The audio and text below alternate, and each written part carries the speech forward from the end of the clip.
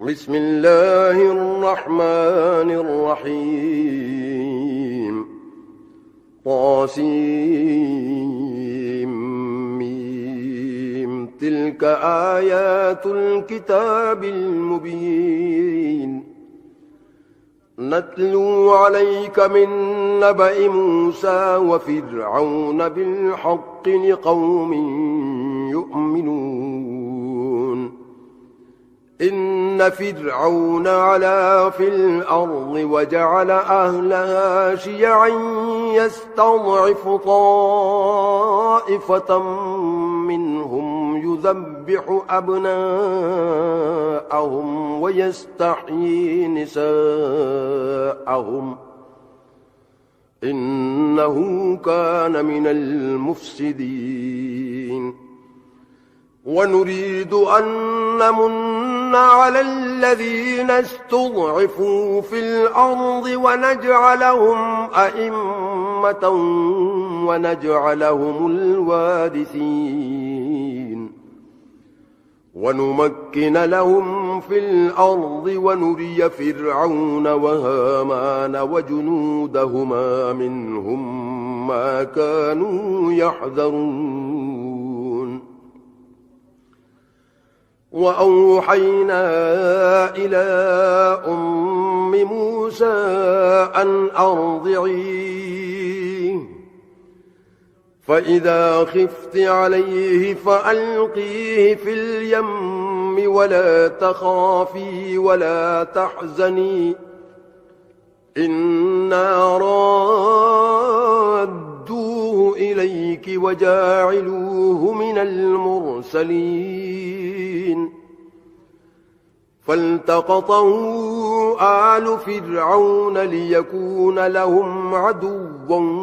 وحزنا إن فرعون وهامان وجنودهما كانوا خاطئين وقالت امرأة فرعون قرة عين لي ولك لا تقتلوه عسى أن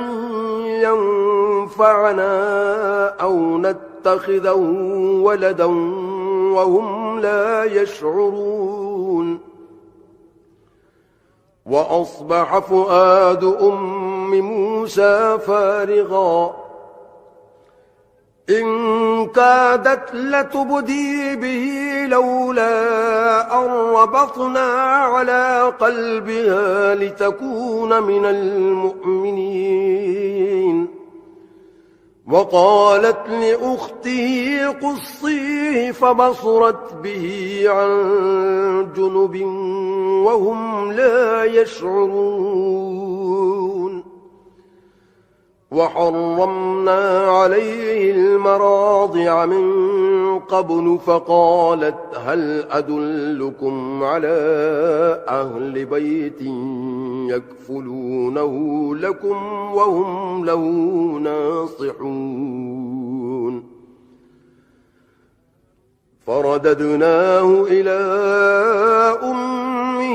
كي تقر عينها ولا تحزن ولتعلم أن وعد الله حق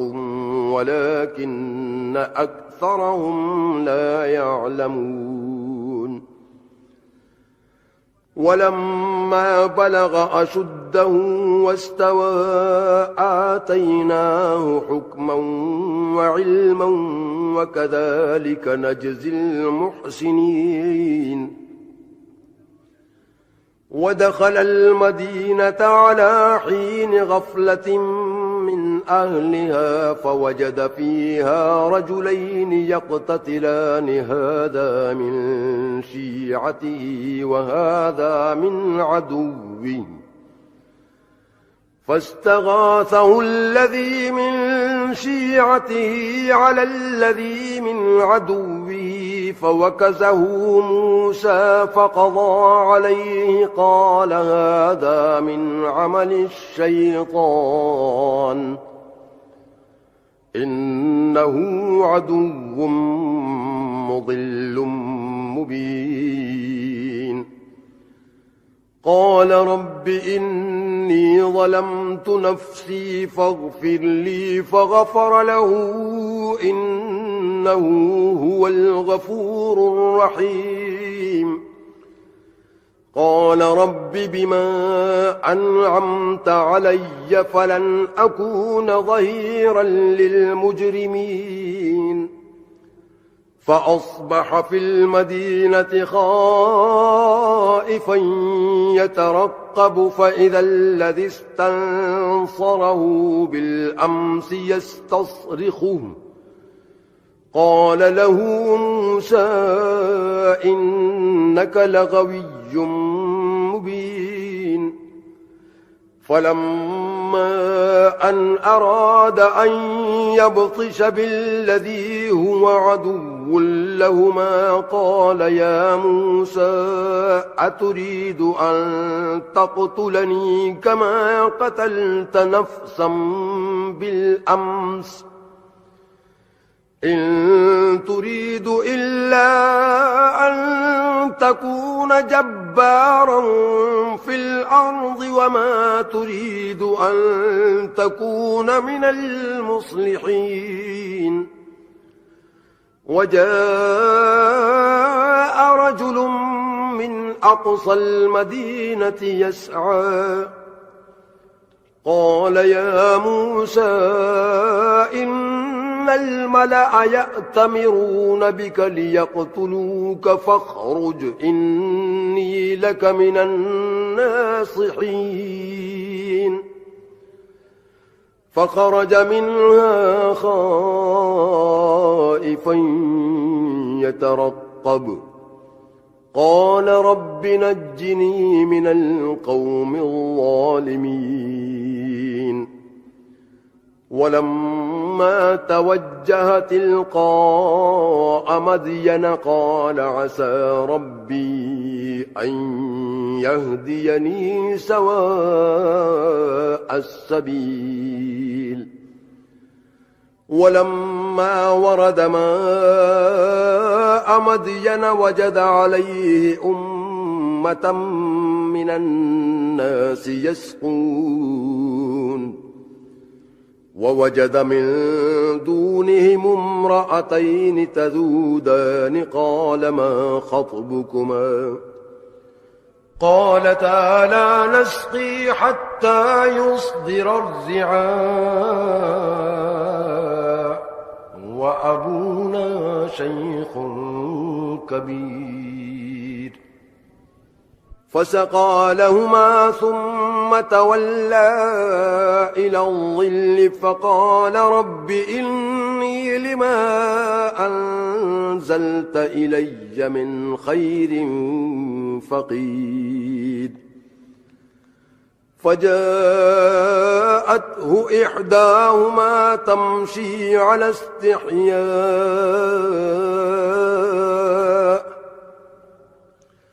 قالت إن أبي يدعوك ليجزيك أجر ما سقيت لنا فلما جاءه وقص عليه القصص قال لا تخف نجوت من القوم الظالمين قالت إحداهما يا أبت استأجره إن خير من استأجرت القوي الأمين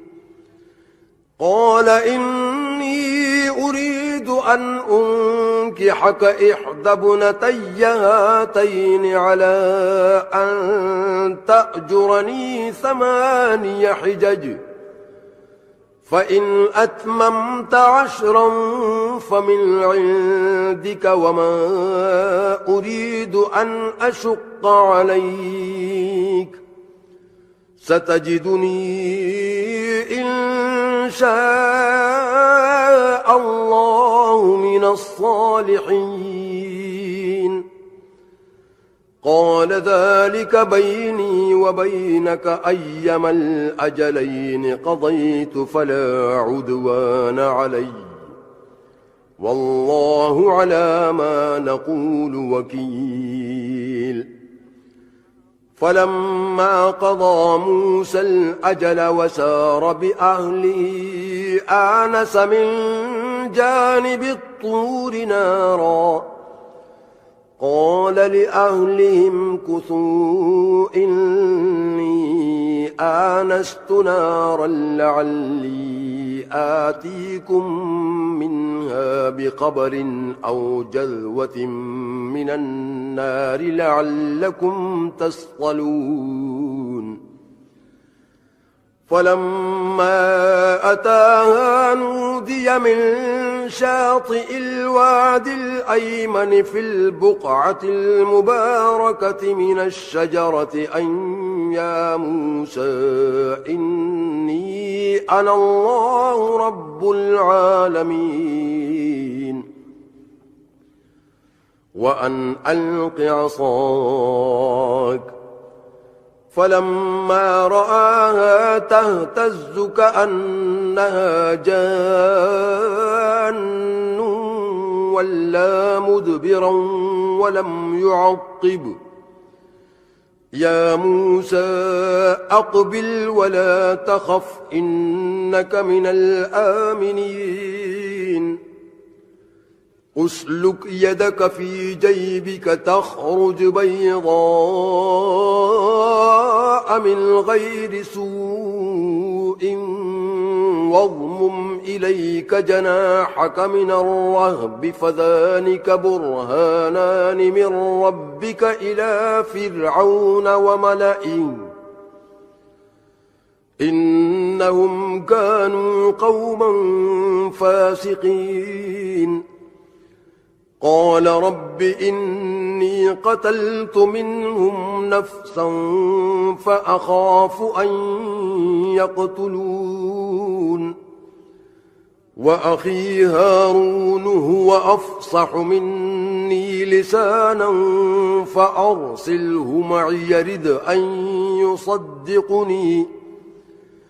إني أخاف أن يكذبون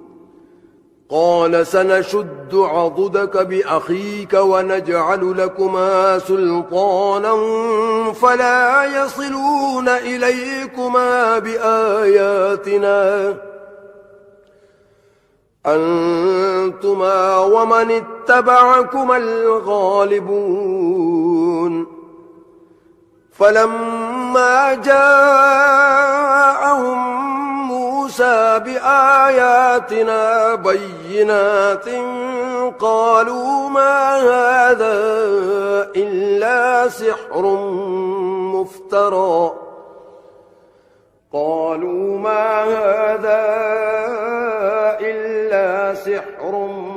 مفترى وما سمعنا بهذا في آبائنا الأولين وقال موسى ربي أعلم بمن جاء بالهدى من عنده ومن تكون له عاقبة الدار إنه لا يفلح الظالمون وقال فرعون يا أيها الملأ ما علمت لكم من إله غيري فأوقد لي يا هامان على الطين فاجعل لي صرحا لعلي أطلع إلى إله موسى وإني لأظنه من الكاذبين واستكبر هو وجنوده في الأرض بغير الحق وظنوا أنهم إلينا لا يرجعون فأخذناه وجنوده فنبذناهم في اليم فانظر كيف كان عاقبة الظالمين وجعلناهم أئمة يدعون إلى النار ويوم ويوم القيامة لا ينصرون وأتبعناهم في هذه الدنيا لعنة ويوم القيامة هم من المقبوحين ولقد آتينا موسى الكتاب من بعد ما أهلكنا القرون الأولى بصائر للناس وهدى ورحمة لعلهم يتذكرون وما كنت بجانب الغربي إذ قضينا إلى موسى الأمر وما كنت من الشاهدين ولكننا أنشأنا قرونا فتطاول عليهم العمر وما كنت ثاويا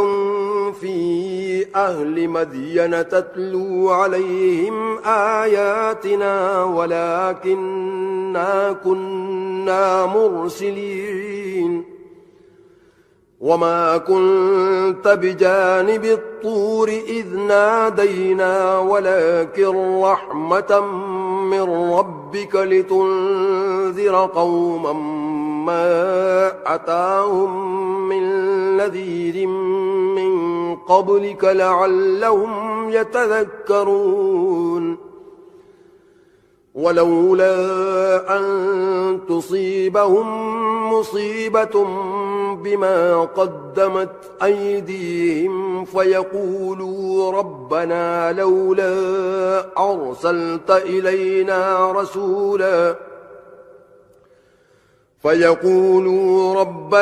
لولا أرسلت إلينا رسولا فنتبع آياتك ونكون من المؤمنين فلما جاءهم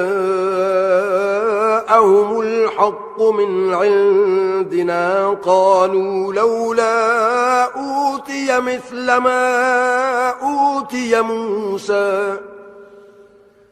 أولم يكفروا بما أوتي موسى من قبل قالوا سحران تظاهرا وقالوا إنا بكل كافرون قل فأتوا بكتاب من عند الله هو أهدى منهما أتبعه إن كنتم صادقين فإن لم يستجيبوا لك فاعلم أنما يتبعون أهواءهم ومن أضل ممن اتبع هواه بغير هدى من الله إن الله لا يهدي القوم الظالمين ولقد وصلنا لهم القول لعلهم يتذكرون الذين آتيناهم الكتاب من قبله هم به يؤمنون وإذا يتلى عليهم قالوا آمنا به إنه الحق من ربنا إنا كنا من قبله مسلمين أولئك يؤتون أجرهم مرتين بما صبروا ويدرؤون بالحسنة السيئة ومما رزقناهم ينفقون وإذا سمعوا اللغو أعرضوا عنه وقالوا لنا أعمالنا ولكم أعمالكم سلام عليكم لا نبتغي الجاهلين إنك لا تهدي من أحببت ولكن الله يهدي من يشاء وهو أعلم بالمهتدين وقالوا إن نتبع الهدى معك نتخطف من أرضنا أولم نمكن لهم حرما آمنا يجبى إليه ثمرات كل شيء رزقا من لدنا ولكن أكثرهم لا يعلمون وكم أهلكنا من قرية بطرت معيشتها فتلك مساكنهم لم تسكن من بعدهم إلا قليلا وكنا نحن الوارثين وما كان ربك مهلك القرى حتى يبعث في أمها رسولا يتلو عليهم آياتنا وما كنا مهلك القرى إلا وأهلها ظالمون وما أوتيتم من شيء فمتاع الحياة الدنيا وزينتها وما عند الله خير وأبقى أفلا تعقلون أفمن وعدناه وعدا حسنا فهو لاقيه كمن متعناه متاع الحياة الدنيا ثم هو يوم القيامة من المحضرين ويوم يناديهم فيقول أين شركائي الذين كنتم تزعمون قال الذين حق عليهم القول ربنا هؤلاء الذين أغويناهم كما غوينا تبرأنا إليك ما كانوا إيانا يعبدون وقيل ادعوا شركاءكم فدعوهم فلم يستجيبوا لهم ورأوا العذاب لو أنهم كانوا يهتدون ويوم يناديهم فيقول ماذا أجبتم المرسلين فعميت عليهم الأنباء يومئذ فهم لا يتساءلون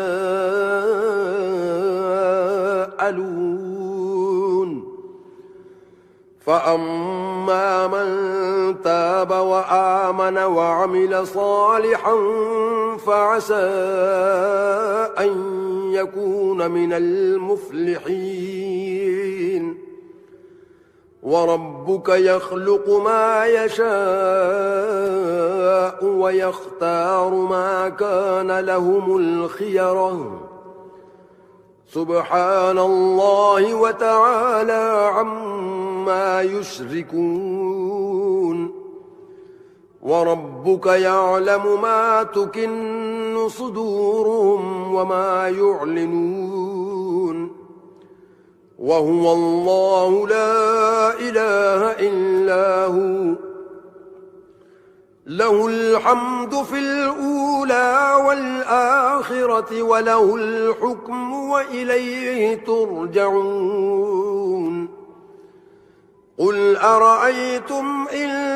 جعل الله عليكم الليل سرمدا إلى يوم القيامة من إله غير الله يأتيكم بضياء أفلا تسمعون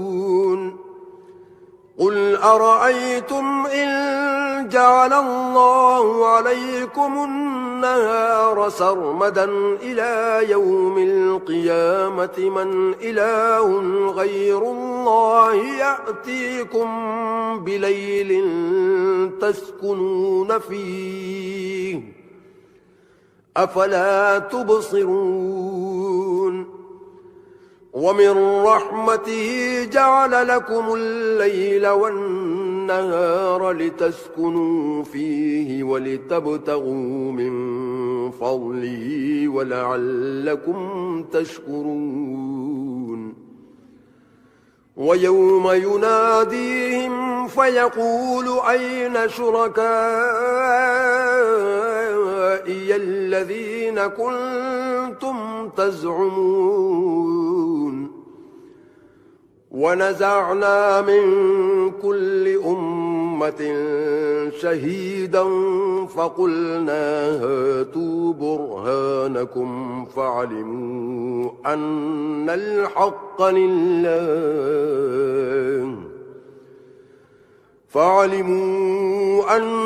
الحق لله وضل عنهم ما كانوا يفترون إن قارون كان من قوم موسى فبغى عليهم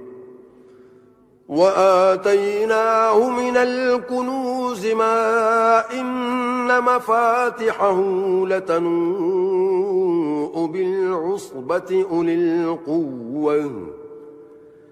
إذ قال له قومه لا تفرح إن الله لا يحب الفرحين وابتغ فيما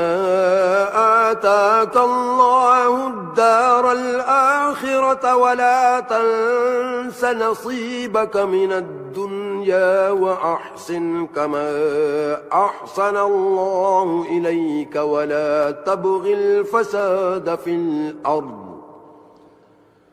إن الله لا يحب المفسدين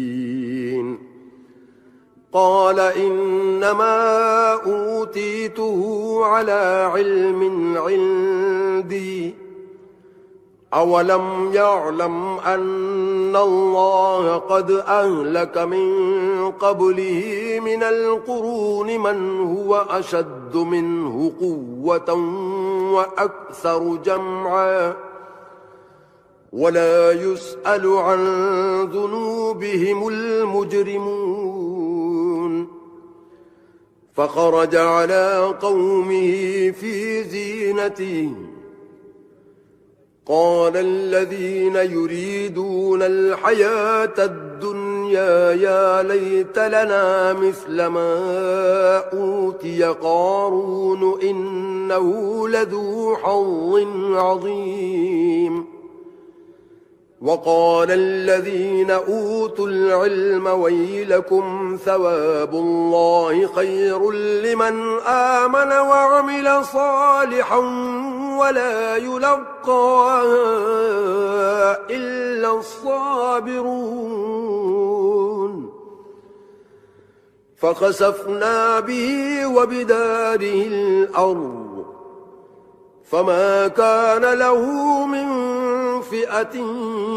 ينصرونه من دون الله وما كان من المنتصرين وأصبح الذين تمنوا مكانه بالأمس يقولون ويك أن الله يبسط الرزق لمن يشاء من عباده ويقدر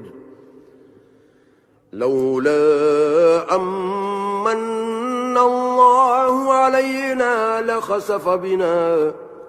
وكأنه لا يفلح الكافرون تلك الدار الآخرة نجعلها للذين لا يريدون علوا في الأرض ولا فسادا والعاقبة للمتقين من جاء بالحسنة فله خير منها ومن جاء بالسيئة فلا يجزى الذين عملوا السيئات إلا ما كانوا يعملون إن الذي فرض عليك القرآن لرادك إلى معاد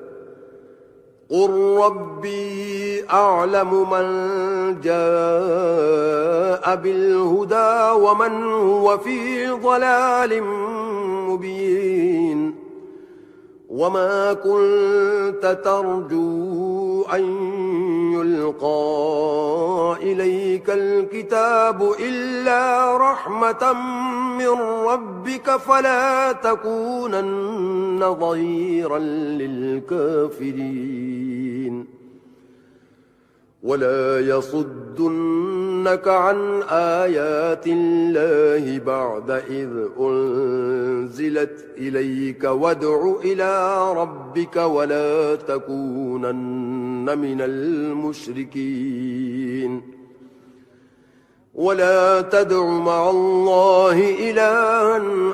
آخر لا إله إلا هو كل شيء هالك إلا وجهه